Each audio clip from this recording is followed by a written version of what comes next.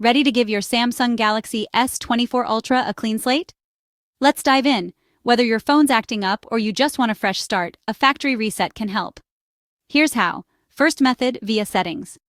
Head to Settings, then General Management, and hit Reset. Choose Factory Data Reset. Review the info, tap Reset, and enter your PIN, password, or pattern if prompted. Tap Delete All. If prompted, enter your Samsung account password.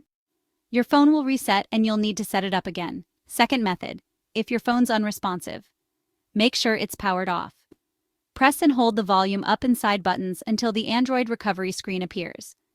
Use volume down to navigate to Wipe Data Factory Reset and select it with the side button. Confirm Factory Data Reset. Once it's done, select Reboot System Now, and there you go. Your Samsung Galaxy S24 Ultra is now good as new. Don't forget to like and subscribe for more handy tips. See you next time.